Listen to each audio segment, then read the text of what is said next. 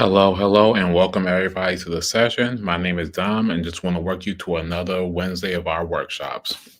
For those of you who are new to Mentor Me Collective, we're a community dedicated to empowering individuals, especially first-gen techies, with the knowledge, skills, and tools they need to succeed in their tech careers, while also highlighting positive impact technology can have on our lives and communities. Today, we're navigating a fascinating intersection in which we like to call driving change, UX, leadership, and innovation in the evolving automotive landscape. This session will be a bit different as our speaker, Show, could not join us live, but she prepared a pre recorded session that we will play for you all. We also have a couple of links that the speaker prepared just for some interactive portions of the presentation. Without further ado, I'm going to play the track, and I hope that y'all really enjoy because I think this is going to be one of our best yet.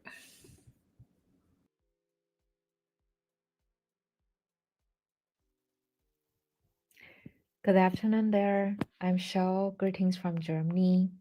Super happy to be here with you today. Unfortunately, I cannot join in person virtually. Still, I'm more than happy to meet you in the sky.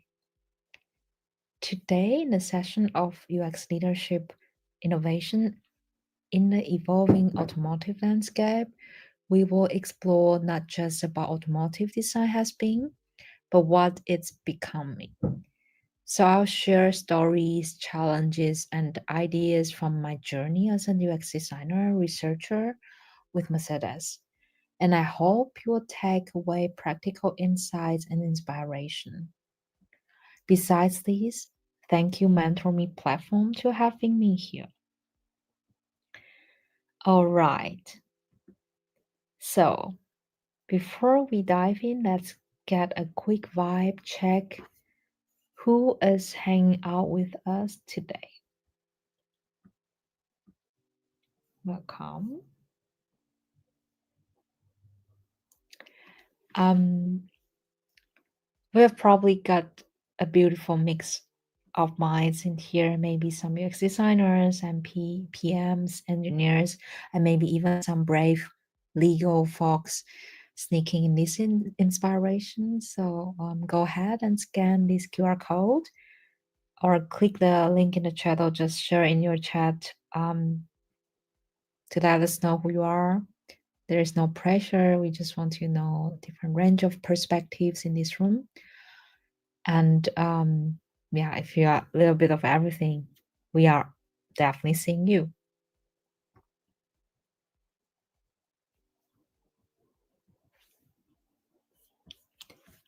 So, a little bit about myself. I'm Chia-Hsiu. So most of people call me show, like TV show. I had a background in both design and psychology, which naturally bring me to the path of human-computer interaction today. And meanwhile, in bachelor, I also had business, so it's very natural for me that it deeply shape how I think about design. From there, I moved into the world of service and industrial design, exploring how technology meets people. And eventually, I packed my bags and flew to the Netherlands for a second master's, diving into data, AI, and human computer interaction. Over the past few years, I have had the chance to work at companies like in healthcare domain, Jubel, Philips, or home applicant smart home domain Mila, and now in automotive Mercedes, where I focus on charging experience from app to car to energy ecosystem. I also want to share a little bit about why I care about this topic deeply. When I see that it sits at the intersection of technology and human experience, where human computer interaction becomes more than usability only.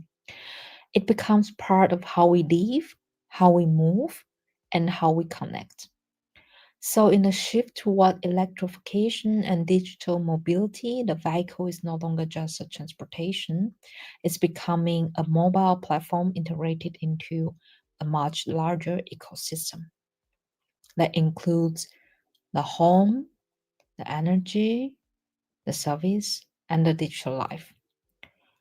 So, that transformation opens up incredible opportunities, but also complex design challenges.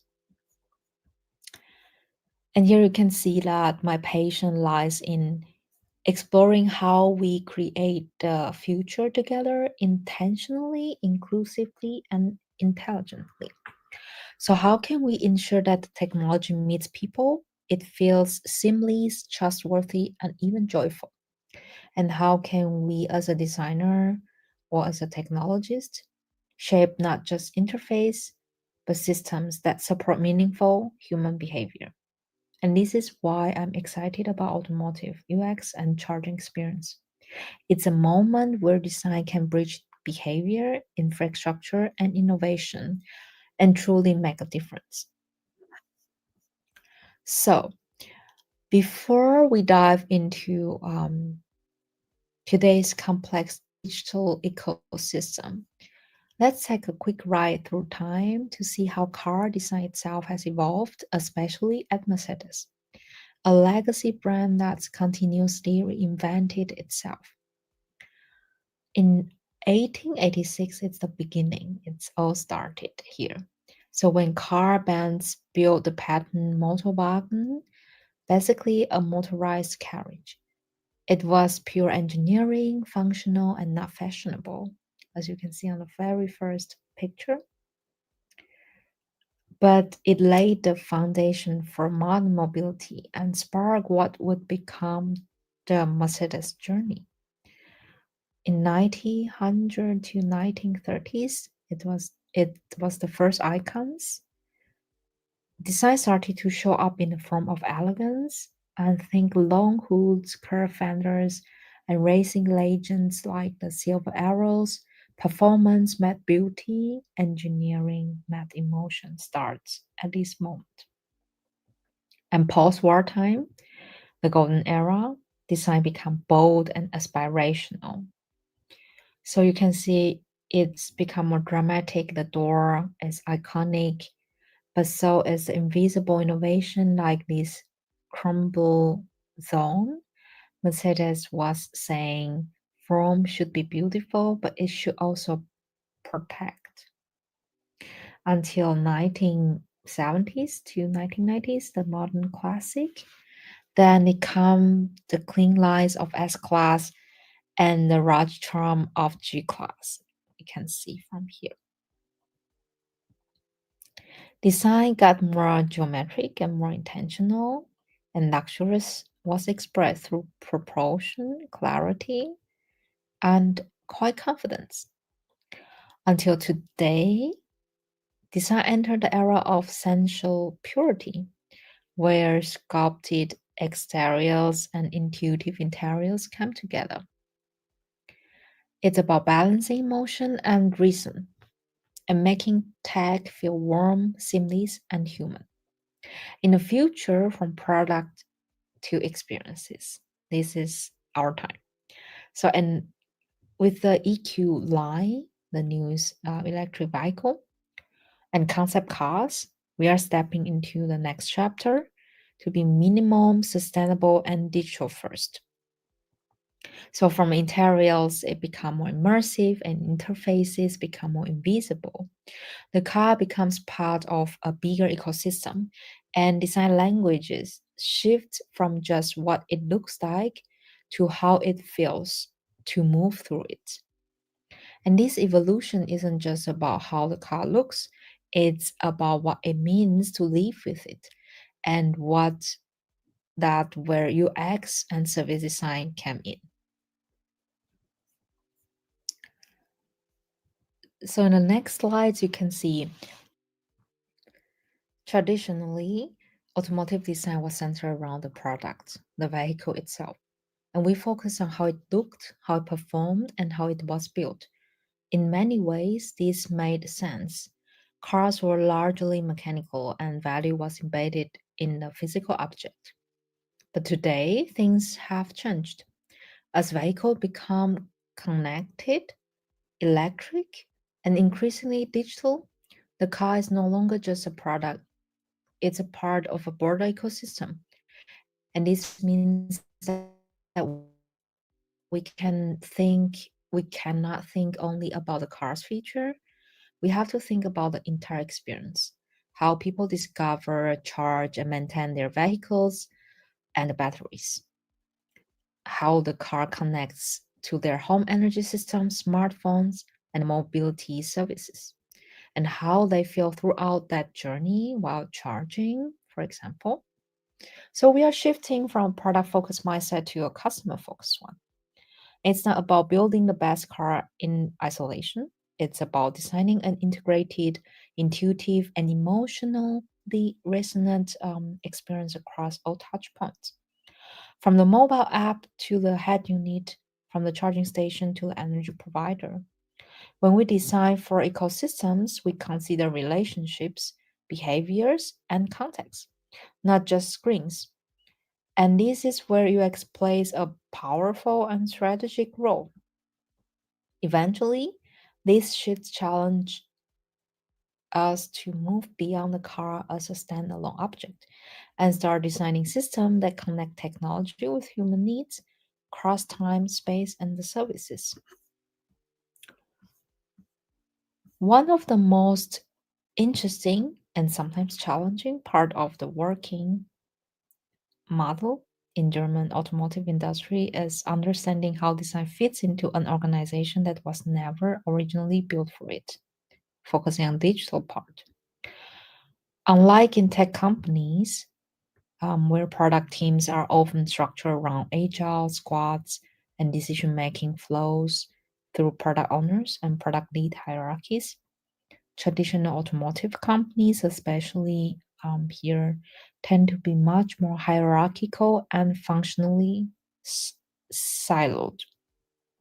For example, you may have a strong engineering or hardware focus where vehicle components are still developed in isolated departments like power chain or infotainment, charging UI, and each with their own timelines and priorities. In many cases, UX is introduced later in the process rather than becoming a strategic partner from day one. So, this difference in structure means that influence doesn't always flow through an official role. Instead, it requires that I call it horizontal leadership, advocating for user needs across silos, building relationship with engineerings, aligning with business goals and translating design value into language and resonates with makers. So oftentimes you spend long time to navigate who is your key stakeholders for the success of influencing the product results. In tech, a designer may work directly with PO who owns the backlog and can prioritize UX work.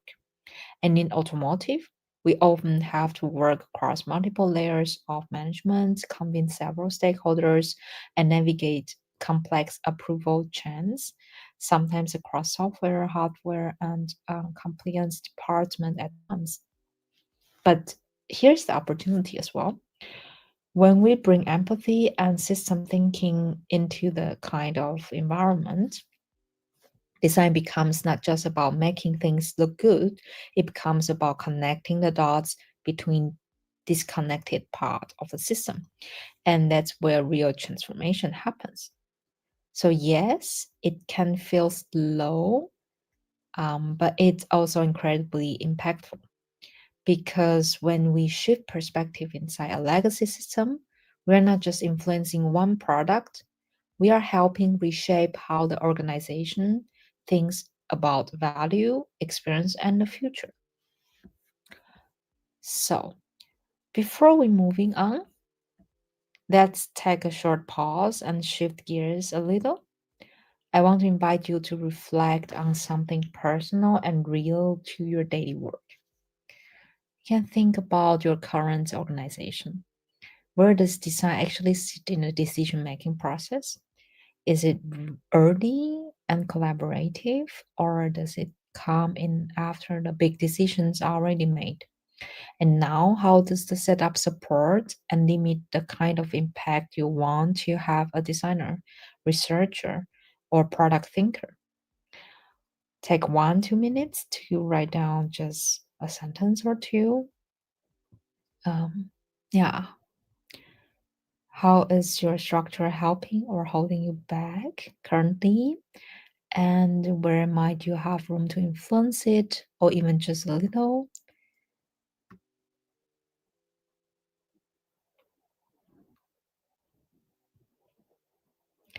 And of course, if you feel like to share, we are very happy to hear it.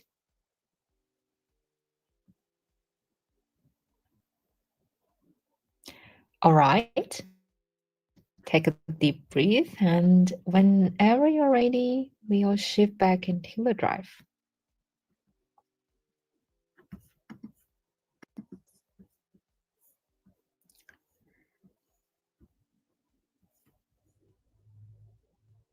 So this journey map shows how charging span not just locations but entire system and context. The user doesn't just interact with the car, they interact with a web of experience at home, on the road, through their phone, and even behind the scenes via their energy provider. So let's break it down. At home, the user might schedule charging overnight to save cost. During charging, they simply plug in and expect the system to just work. And afterwards, they want to track progress and know it's done. When on the go, they rely on public chargers. That includes finding them, starting a session, and later maybe checking a receipt. When they are inside the vehicle, the HMI guides the experience, whether that's a low battery alert, or live status during charging, or navigation suggestion after charging. On the mobile phone, it becomes the user's comment center, planning, tracking, getting updates, and checking summaries. And finally, on the back end, the energy provider might be managing dynamic pricing, grid load, and billing, all of which impact the experience indirectly, and even if the user never sees it. This is what we mean by designing not just product but ecosystem, because a smooth charging experience is only possible when all these parts are orchestrated around the user. So charging is not a product, it's a journey. What starts home continues on the road and may end at a service center or a support call. It's all one experience for the user. And yet, in many organizations, these pieces are owned by different teams. Our job as designers is to help create continuity across all of them. So here I want to give a real design challenge we faced. Should we introduce a new charging feature into the new car lines? Here I will not mention which new charging feature is it due to confidential, but this new charging feature is very similar to old one. Um, so the new charging feature that the user has to pay for it, and however, due to different reasons, it might be possible that a car, meanwhile, having a new charging feature and the old one perform in different ways. So we face different layer of challenges. Do the user still need the old one if they have a new charging function already? And is mobile versus head unit, which is more important? What do our user really need? And how can we inform them the changes through which channel? And our head unit user interface is largely fixed.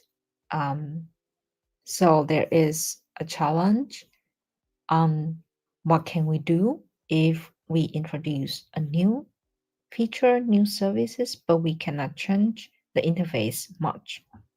Here we need a little bit creativity. One of the possibility is to have a pop-ups. We all know that pop-ups is a challenging interaction, which might not be always that friendly. So how much will our users accept? Do they expect full autonomy, or is mobile plus head unit already enough? And this is the tension we are dealing with, like providing a new functionality without losing clarity and user acceptance. And when we evaluate these, we need to walk across multiple touch points like mobile phone, the in-car head unit, and the vehicle itself as a platform. But here's the thing that some elements like the head unit interface are not easily changeable as it relates with different timelines and productions. So what do? We get creative here. We use pop-ups, as I mentioned before, to deliver helpful tips at just the right time. However, we still have to ask many questions like, um, what is the minimum viable interaction for our users? Should we push for a mobile only solution, or should we push for head unit combined with mobile? Or do our users still expect that integration with the car interface would be great? Above all, how do we make it easy and give them a sense of autonomy? And these are not just usability questions, they touch on trust and control and how people relate to technology in motion. So the real question becomes, does mobile plus a car, what kind of experience that we want to deliver actually? Besides the design challenge itself, as mentioned above already, that we talk about also creating a smooth and meaningful user experience, especially for cross-functional like EV charging. Design alone cannot make it happen. So we are surrounded by a web of stakeholders who all play a part in shaping the final experience. Like product owners, they set the priorities and scope and timelines. The engineers, they are in charge of data get, information flow among the cars. The testing team, they flag issues, they know the limitations of implementation. Um, there's car line developers, especially in automotive, they handle integration into specific vehicles. So even a small UI change might need a deep coordination with them. Of course, the team leads and project managers, they have to keep everything aligned. Also, we have infotainment colleagues or the colleagues that especially precise precise and deep dive into interface design, animation, and so on. And this is why communication and influence are core parts of our role as a designers in automotive industry. And we are not just solving problems. We are constantly connecting dots between disciplines. We need to understand their perspectives, their blockers, and sometimes speak their language too. So let me show you how we approach it. First of all, we found out the data and look at the frequency of the usage. It's about 0.15%, about 16 times per day on the head unit, also in the in-car interfaces. And this could be a good number to tell our stakeholders um, why head units still need attention and need to be aware. And if 66 times per day being used is a high number, and how do we invest and change it, it's another discussion. But this number is helping us to understand how can we then push further for the decision making. And then we set up a hypothesis under a technical limitations of the head unit. If a new function is active, will users still want the old functions, and how would they want to approach it? This is the questions that we set up. Therefore, we build interactive prototypes and work with technical teams to estimate feasibilities, and we explore flow across head unit and mobile. Also, different methods. Is it completely automatic, or completely manual? And we even look into whether smart charging from new car platform could be extended into a legacy car. Finally, we carry out the testing with some external and internal participants, also with a structured task and a new platform with mobile results. So the number here are not real. It's more the storytelling. And just to express this step-by-step approach, it's allowing us to balance stakeholders' needs with our user realities, a constant negotiation between what's technically feasible and what stakeholders push for and what users actually accept. So if we look at the result here, um, again, the data are not real. Here we are looking at the result of our user testing metrics to design balanced perspectives from business, customer, and technology, especially around the interaction between new and old charging functions. It's 22 hours. And the role of. So here we are looking at the result of user testing metrics designed to balance perspectives from business, customer, and technology, especially around the interaction between new and old charging functions and the role of different devices. Along the horizontal axis, we have mapped for device configurations from mobile only to combine mobile and head unit use, and from manual to automatic interactions. Along the vertical axis, we have three key user need scenarios. Number one, when the new charging function is active, can users switch back to the old one? When the old function is active, can they access to the new one? And when the new function is active exclusively with no fallback to the old one? These are the questions that we also ask ourselves.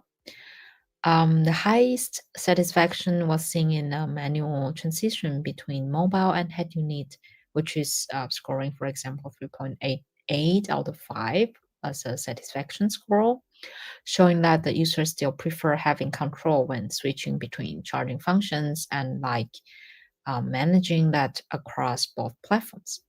And mobile-only manual also perform well, like 3.23. It's not excellent, but it's like among the number, it's okay.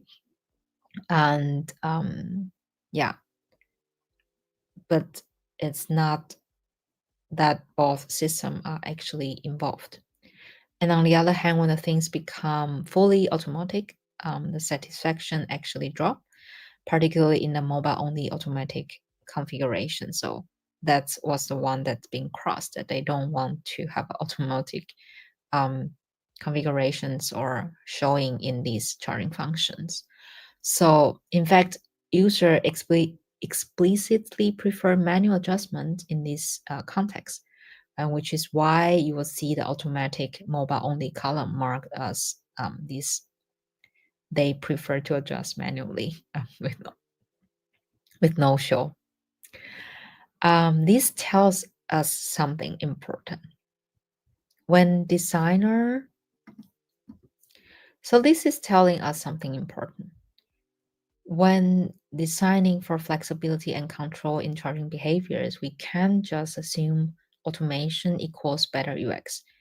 Users value transparency, predictability, and the ability to intervene, especially when multiple systems like car, phone, and now charging stations are involved. All data above. So users value transparency, predictability, and the ability to intervene, especially when multiple systems like car, phone, and now charging station are involved. So all data above are fake again, but these give us a glimpse on the complexity for solving a single UX functions. Now we have looked at the data and the user needs. And now it's a question, what's next and who drives the decisions? The Venn diagram highlights a reality we all recognize, that good design decisions sit at the intersection of three perspectives, like user experience, technology, and business. In an ideal world, we make decisions in that center sweet spot where UX, tech, and business goals all align. But in reality, depending on the company culture, timeline, or leadership, one of these circles tend to dominate. In traditional automotive companies, it's often technology or business that has a loudest voice. And in startups or design forward orgs, user experience might lead. But in the best case, we build cross functional alignment. And that's where in real innovation would happen. This also leads to our next discussion for the design leadership, or design as a strategic leadership. Leadership isn't just a title, it's how we show up with curiosity, clarity, and a long term view, especially in complex and legacy driven environments like automotive. And as designers, many of us aren't giving authority by title, but we are often in the best position to connect the dots between what user needs and what technology can enable and what business can sustain. In many ways, we lead from middle, not by owning the roadmap or budget, but by asking better questions, creating shared understanding, and influencing direction through the insights. So under this setup, let's talk about the mindsets. It's very important in these environments that we know that legacy organizations are filled of tradition, hierarchy, and so on and so on. And lots of us, we have always done it in this way. Sounds very familiar. Now you can see on this column on the left side, we've got what I called it default settings. Phrases we have probably all heard at some points, maybe accidentally say it ourselves once or twice. We have always done it in this way. Design is a service provider, for example. But on the right side, this is where the magic happens. the growth mindset. These are the kinds of thoughts that spark innovation, collaboration, and the trust. It's not about pretending we have all the answers. It's about being willing to ask better questions like what can we learn from trying this? How might we shift design from being a service to being a strategy? So, if you have ever felt stuck in a fixed mindset loop, you're not alone. But we all have the power to gently change those old scripts, not by pushing harder, but by shifting the narrative. And if you are thinking we can't change a process, maybe, just maybe, you are already halfway to influence it. And here is something I've come to realize, especially in legacy organizations here, that design doesn't always have a formal authority, but it has enormous cross functional influence. And this map shows just that as a designer, we sit at the center of multiple critical conversations, and your value isn't just in what you produce, it's in how you connect the pieces. So next time you are in a project kickoff or a cross-functional sync, remember that you're not just there to deliver wireframes. You are there to connect the systems, people, and decisions. That's why I believe that design isn't just a craft; it's a form of organizational influence. So, what could we be the soft skills? Um, what could be the soft skills to influence, not just execute? Because no matter how good your research, your flows, or your UI are, if you can't bring people with you, it doesn't land. So here I propose propose 5 points that I think very important for the soft skills in navigating yourself in legacy organization. First of all, systems thinking. Design doesn't live in isolation. Every screen, every choice lives within a larger ecosystem, like technical system, user behaviors, even business models. System thinking helps us zoom out, spot dependencies, and design for long-term impact, not just short-term fix. Second, storytelling and framing. The best ideas fail without the right framing. Can you turn a problem into a shared opportunity? And can you articulate why it matters for users, for tech, and for the business? And that's where the storytelling become a leadership tool. The point three, cross-functional collaboration. Designers don't ship alone. We work with engineers, product managers, marketing, legal, and more. So influence is built on a relationship, and relationships are built on respect, listening, and shared wins. This is very important. These shared wins often being neglected because people want to win alone or get there right. The fourth point that I gave is navigating ambiguity. It's happening all the time in design scenario. Who is the stakeholders? Who can drive the change? Design often live in a gray zone. What do the user exactly want? Actually want? What do the stakeholder imagine? Um, but these requirements shift, and the constraints will keep popping up. The stakeholders will keep disagreeing or disagreed often. And the ability to stay curious instead of panicked, um, to move forward without full clarity, this is a leadership skill. The last point might not directly relate with design, but I found it very useful and important is self-awareness and emotional intelligence. Um, So, influence starts with knowing your own triggers, your values, and your impact on others. Emotional intelligence helps you show up your empathy, diffuse conflict, and build trust over time and not just project. These soft skills are anything but soft. and they are the foundation of strategic design leadership.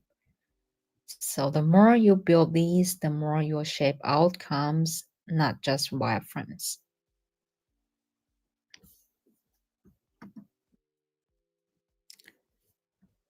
Okay.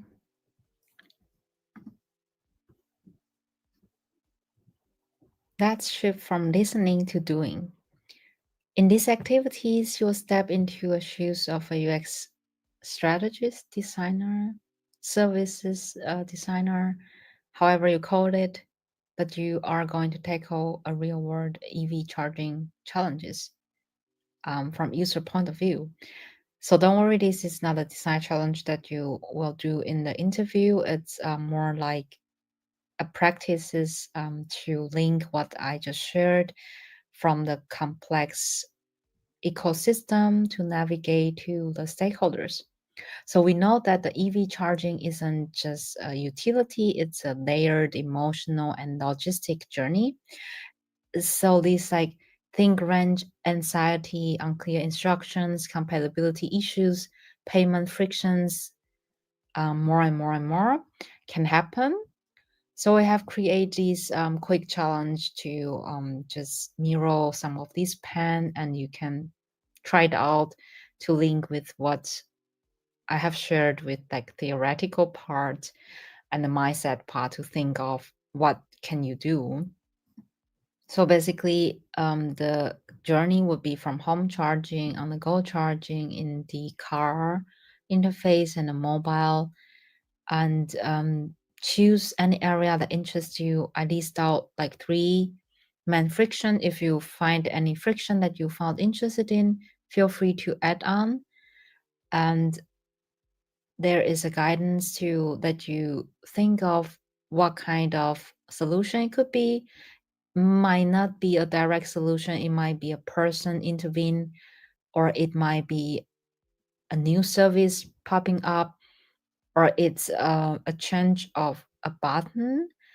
Anything that you can think of through this journey is welcome and tried out. So in the first step, you will think of what kind of services, product changes, or any innovative ideas you can propose.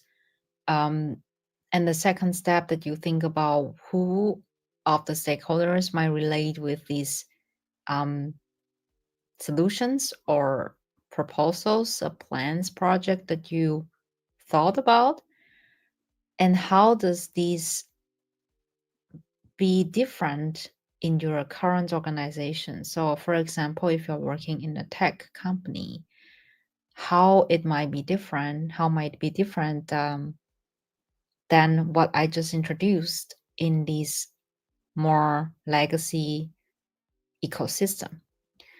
So don't overthink it. It's meant to be more fast and sharing and discussing. Dawn, who is the moderator today, will help us to moderate the process. And once you click in to the link here or in the chat, you will get into the board and have fun. I'm very looking forward to the result there. It's not about the perfect solution, it's more about the system level thinker and designer.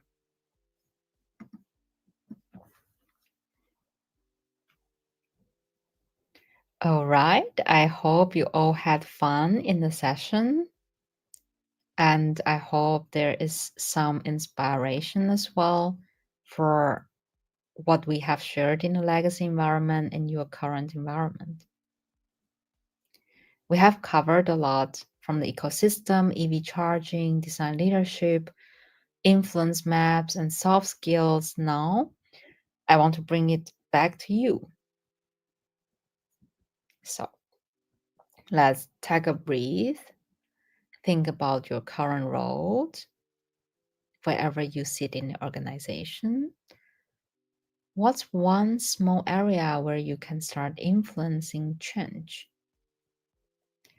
Not by working harder or pushing louder, but by connecting better.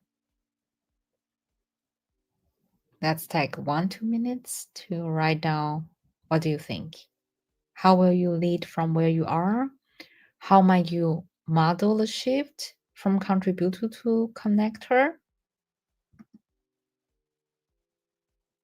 And if anyone's comfortable, I believe everyone is loving to hear any reflections, any big opportunities you see now in your organization. And before we wrapping up, I want to leave you with three key takeaways from today. Firstly, design is no longer just about aesthetics. Firstly, design is no longer just about aesthetics or usability. In the automotive industry, it's become a strategic driver influencing technology, infrastructure, business models, and even the culture. And secondly, charting is not just a flow or a UI, it's a behavioral system that filled with emotion, uncertainty, and opportunity. The great UX in this space builds trust, and trust builds adaptation. And thirdly, even in legacy or traditional environment, designers have a powerful role to play. So you don't need a title to lead, just clarity, curiosity, and the courage to connect the dots. You're not just designing screens, you're shaping how future feels. And the industry needs more people like you, thinking systematically, leading with empathy, and challenging how things have always been done. Let's close with two reflection prompts. You don't need to share them, but take a quiet moment to think about them. What's one mindset shift you'll take from today? And where do you see opportunities to lead change in your own work now?